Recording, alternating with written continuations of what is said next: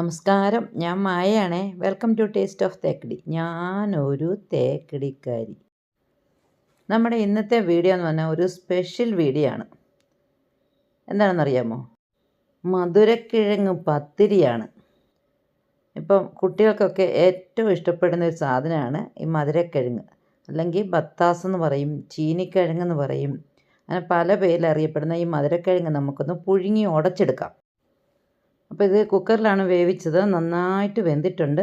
എന്നാലും നമുക്ക് മാഷ് കൊണ്ട് അത് നല്ല പോലെ തരികളൊന്നുമില്ലാതെ നല്ല പോലെ ഉടച്ച് എടുക്കാം. അത് കാരണം നമുക്ക് അരിമാവിൻ്റെ കൂടെയാണ് ഇത് നമ്മൾ ഉപയോഗിക്കുന്നത്. അപ്പം ഞങ്ങൾ പത്തിരിപ്പൊടിയാണ് വാങ്ങിച്ചതാണ്. പത്തിരിപ്പൊടി ഇട്ട് അതിലേക്ക് നമുക്ക് തിളച്ച വെള്ളം ഒഴിച്ച് നന്നായി കുഴച്ചെടുത്ത് അടിപൊളി പത്തിരി ഉണ്ടാക്കാം. ഇതുവരെ നിങ്ങൾ കഴിക്കാത്ത തരം ഒരു സ്പൂൺ നെയ്യും കൂടെ ഒഴിച്ചിട്ടുണ്ടേ. നമ്മുടെ പത്തിരിക്ക് ടേസ്റ്റ് കൂട്ടാൻ വേണ്ടിയിട്ടാണ്. ഇനി അതിലേക്ക് നമുക്ക് ഈ നമ്മൾ മാഷ് ചെയ്ത് വെച്ച ഈ ചീനിക്കിഴങ്ങ്, ഞങ്ങൾ ചീനിക്കിഴങ്ങ് എന്നാണ് അതിന് പറയുന്നത്. ഒത്തിരി പേര് അറിയപ്പെടുന്നുണ്ട്. ഇനിയും വേറെ ഏതെങ്കിലും പേര് നിങ്ങൾക്ക് അറിയുന്നുണ്ടെങ്കിൽ ഒന്ന് കമൻറ്റ് ഇടണേ.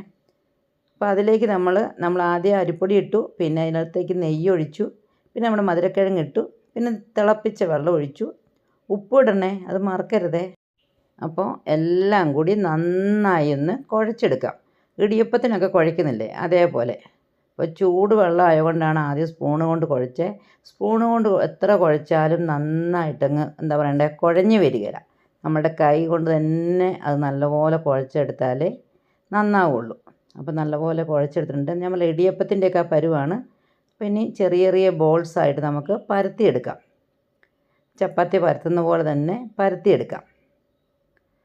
അത് ഈ ചീനിക്കിഴങ്ങോട് ചേർന്നതായതുകൊണ്ട് ഭയങ്കര എന്താ പറയുക, പതുക്കെ പരത്താവുള്ളൂ, ഇല്ലെങ്കിൽ അത് പൊട്ടിപ്പോവാനുള്ള ചാൻസ് ഉണ്ട്. അപ്പോൾ പൊട്ടി പോകുന്നതുകൊണ്ട് പതുക്കെ ഇങ്ങനെ തിരിച്ച് റൗണ്ടാക്കി തിരിച്ചിട്ട് മെല്ലെ പരത്തി അങ്ങ് എടുക്കണം. ഇങ്ങനെ പരത്തി ചുട്ടെടുത്ത പത്തിരി കഴിക്കാൻ ആഹാ സൂപ്പർ ടേസ്റ്റാണ്. അങ്ങനെ നമുക്കിങ്ങനെ ഓരോന്നോരോന്നായി പരത്തി ഒരു പാത്രത്തിലേക്ക് മാറ്റി വെക്കാം. ലാസ്റ്റ് ചുട്ടാൽ മതി. അപ്പോൾ ഇങ്ങനെ ഇതിന് കറി എന്താണെന്ന് ചോദിച്ചാൽ ഒരു കിടിലൻ കറിയാണ്. അത് ഞാൻ ലാസ്റ്റ് പറയാം കേട്ടോ.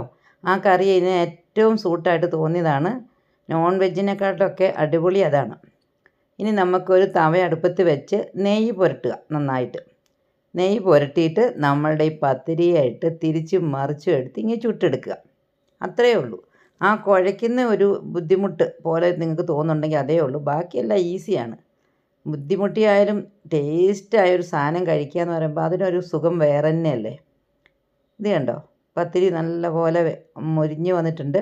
അപ്പോൾ ഇങ്ങനെ നമുക്ക് മുഴുവൻ ചുട്ടെടുക്കാം. അപ്പോൾ ചിലതൊക്കെ നല്ലപോലെ കൊമളച്ചൊക്കെ വരുന്നുണ്ട്. അത് കാണുമ്പോൾ തന്നെ ഇങ്ങനെ ചൂടോടെ എടുത്ത് കഴിക്കാൻ തോന്നും. അപ്പോൾ ഇതാണ് നമ്മുടെ കറി, തേങ്ങാപ്പാൽ. അത് നിങ്ങൾക്ക് അറിയാമല്ലോ എങ്ങനെയാണ് ഉണ്ടാക്കുന്നതെന്ന്. തേങ്ങയുടെ ഒന്നാം പാൽ എടുത്തിട്ട് അതിലോട്ട് ശർക്കര ചീകി ഇടുക, ഒരു 2-3 ഏലക്ക ഇടുക, ഒരു 5 മിനിറ്റ് നല്ലപോലെ അത് മിക്സ് ചെയ്ത് വെക്കുക. കറി റെഡി. കണ്ടോ നമ്മളുടെ പത്തൽ കണ്ടോ? അത് കാണുമ്പോൾ നിങ്ങൾക്ക് വേറെ എന്തിൻ്റെങ്കിലും ചായ തോന്നുന്നുണ്ടെങ്കിൽ നിങ്ങൾ കമൻറ്റ് ചെയ്യുക. അതായത് ചപ്പാത്തിയുടെയോ പൊറോട്ടയുടെയോ എന്തിൻ്റെയും. ഇപ്പം നമ്മൾ അരി കൊണ്ട് ഉണ്ടാക്കിയതാണെങ്കിലും ആ കളറ് ചീനിക്കിഴങ്ങ് ചേർത്ത് കൊണ്ടാണ് ഈ കളറ് വന്നത്. നമ്മുടെ ഈ പത്തലിന് ഒരു ചെറിയ മധുരമൊക്കെ ഉണ്ട്.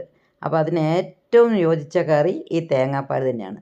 അപ്പോൾ ഇനി നിങ്ങളിതുണ്ടാക്കിയിട്ട് വേറെ എന്തെങ്കിലും കറി കൂട്ടിയിട്ടാണ് കഴിച്ചിട്ട് നിങ്ങൾക്ക് ഇഷ്ടപ്പെട്ടതെങ്കിൽ അതും കൂടെ ഞങ്ങൾക്കൊന്ന് കമൻറ്റ് ചെയ്യണേ.